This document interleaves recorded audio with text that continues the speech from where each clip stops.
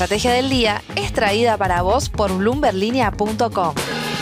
Muy buenos días, estrategas. Soy Francisco Aldaya, editor de bloomberlinia.com, y hoy les voy a contar las 3 noticias más importantes para que arranquen su día. Además, como todos los miércoles, un expreso financiero, hoy con el economista de Consultatio, Francisco Matig. Como siempre, no se olviden de darle clic al botón para seguir a este podcast, de compartir este capítulo, de activar las notificaciones y si te gusta lo que hacemos acá de lunes a viernes, ¿por qué no darnos un 5 estrellas?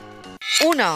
Se publicó ayer a la tarde la conversación de Milei con Lex Fridman, investigador del MIT y anfitrión de uno de los podcasts más influyentes del mundo, y el presidente aprovechó la oportunidad para repasar los principales hitos en su primer año de gobierno. En ese sentido, reiteró su objetivo de convertir a la Argentina en el país más libre del mundo y dijo que es factible duplicar el PBI per cápita en una década con una tasa de crecimiento del 7% anual. Y para hacerlo habrá mucho más en materia de reformas fiscales y estructurales. Cuando Lex le preguntó por los dolores que venía generando el ajuste actual, Milei dijo que en realidad desnudó la verdadera pobreza heredada que previamente era maquillada con controles de precios y estímulos no sustentables al consumo. También destacó sus avances en la eliminación de regulaciones, proyectando 3.200 cambios adicionales e inspirándose en el modelo irlandés que llevó a ese país a superar a los Estados Unidos en PBI per cápita.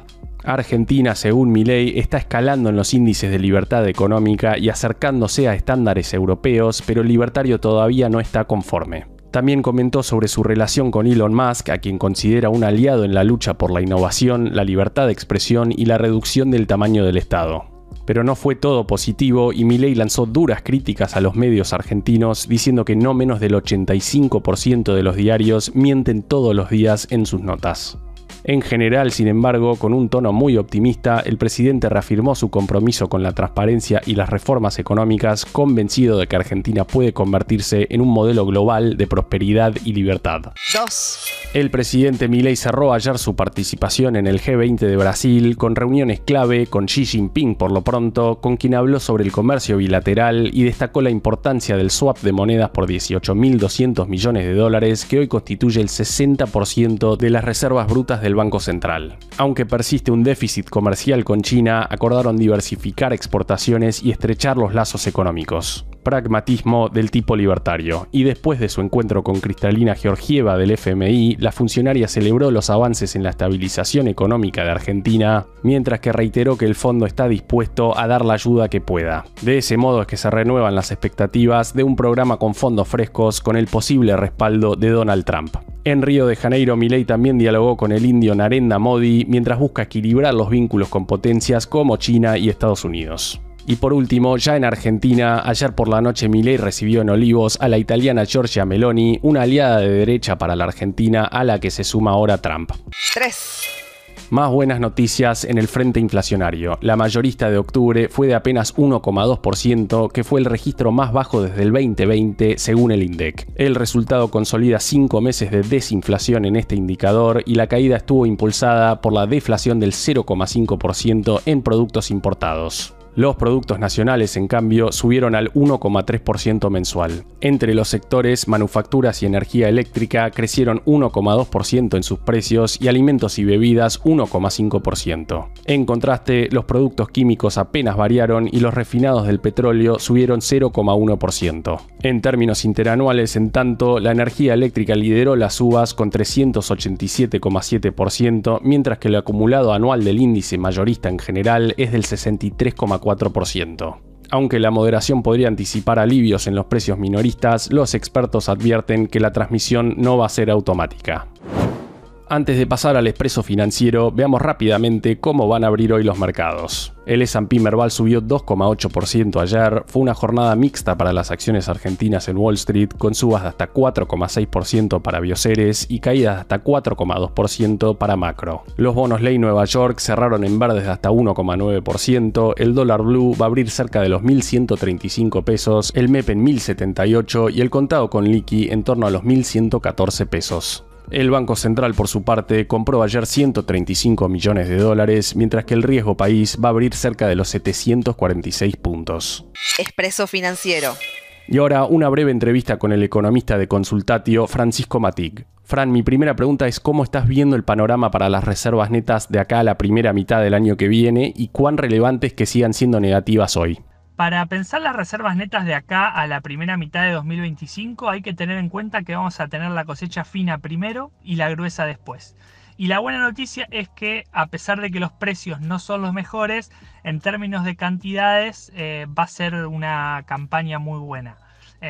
Por ejemplo, la superficie sembrada de soja ya es la mayor en 6 años y si bien las últimas lluvias llegaron tarde para el trigo, la humedad del suelo para la cosecha gruesa es muy buena, incluso mejor que la de esta campaña que fue muy buena. De todos modos, la producción de trigo para 2024-2025 se recupera y va a ser más o menos la cuarta mejor marca en los últimos 20 años. Entonces, por el lado del agro, si bien falta confirmarse, sobre todo para la gruesa en el verano, pinta un panorama relativamente bueno. Y por el lado de las importaciones, si el gobierno baja el crawling, los importadores van a seguir teniendo incentivos, digamos, a patear los pagos y a hacer carry, con lo cual eso también va a ayudar. Entonces el panorama parece, para las reservas de acá a mediados del año que viene, parece bueno. Obviamente hay que hacer pagos de deuda, 4.100 millones para los pagos de los bonos en enero de 2025. Hay que pagarle 800 millones en intereses más o menos en febrero y luego en mayo al Fondo Monetario. Pero la realidad es que con bonos que en la parte larga ya rinden 11,5% y un riesgo país que sigue bajando, yo creo que fuentes de financiamiento van a aparecer, entonces eso va a ayudar a la dinámica de las reservas netas. Decir que las reservas netas en terreno negativo no son un problema no tiene sentido, pero la clave está en que eso es una medida de solvencia. Mientras que vos podés hacer frente a los vencimientos si contás con la liquidez. Y eso es lo que sucede. La solvencia va a ir mejorando, pero a un ritmo mucho más lento, y el gobierno cuenta con la liquidez.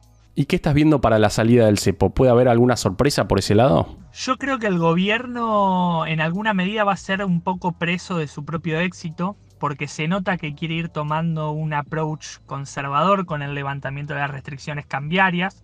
Es lo que vinimos viendo hasta acá. Pero el mercado lo está forzando a tomar alguna decisión con antelación, porque la brecha va tendiendo a cero. Por eso no creo que sea demasiada sorpresa lo que vaya a pasar, y de hecho tampoco me imagino algún levantamiento masivo de restricciones de un día para el otro, pero el gobierno va a ir avanzando. Me lo imagino levantando de a una tecla por vez y viendo cómo reacciona el mercado. Está el blend, que es lo primero, que le evita al gobierno comprar 20% de la liquidación de los exportadores, pero en esos niveles le proporciona, la verdad es que muy poca mejora en el tipo de cambio. Entonces eso yo creo que donde vamos a tener novedades primero. Y de ahí hasta eliminar la restricción cruzada al contado con liqui de compañías hay muchísimas etapas y es todo un proceso que creo que el gobierno va a ir encarando más temprano que tarde. La última, Fran, crecimiento del 5% en 2025. ¿Ves alguna chance de que sea aún más? En cuanto al crecimiento económico, para el año que viene nosotros tenemos ya un arrastre estadístico que estimamos entre 1,5 y 1,7% del PBI de crecimiento de movida por arrastre nada más. Y creemos que gracias al crecimiento del consumo, dada la mejora que estamos viendo en los ingresos reales este año, y que creemos que se va a mantener el año que viene con una consolidación de la desinflación, yo creo que eso va a ayudar bastante. El agro, a diferencia de este año, no va a ser una gran contribución, pero al menos se va a mantener en los mismos niveles y que son niveles de volumen relativamente importantes y que ayudan al nivel de actividad. Quizás pueden jugar algo en contra la balanza comercial las importaciones, dada la apreciación real y sobre todo si se avanza en una apertura mayor de la economía sin una reducción de impuestos para mejorar la competitividad de los productores locales. Pero bueno, nosotros creemos que 5% por ahí es un escenario de crecimiento el año que viene del PBI. Creemos que es un escenario que sería positivo, pero en torno a 4% de crecimiento tranquilamente puede venir el año que viene. Fran, muchísimas gracias, seguimos en contacto. La frase del día.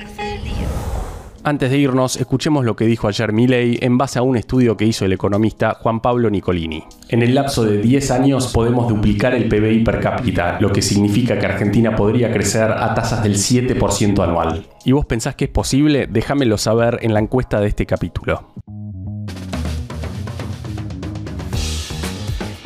Esto fue un nuevo capítulo de la Estrategia del Día Argentina. Yo soy Francisco Aldaya, editor de Bloomberg Línea, y me podés seguir en Twitter en @franaldaya. No se olviden de darle clic al botón para seguir a este podcast y a la campanita para que se enteren al instante cada vez que sale un capítulo de lunes a viernes. Espero que tengas una gran jornada productiva. Esto fue La Estrategia del Día Argentina, escrito y narrado por Francisco Aldaya. Producido por Arturo Luna y Daniela Hernández. Que tengas un día muy productivo.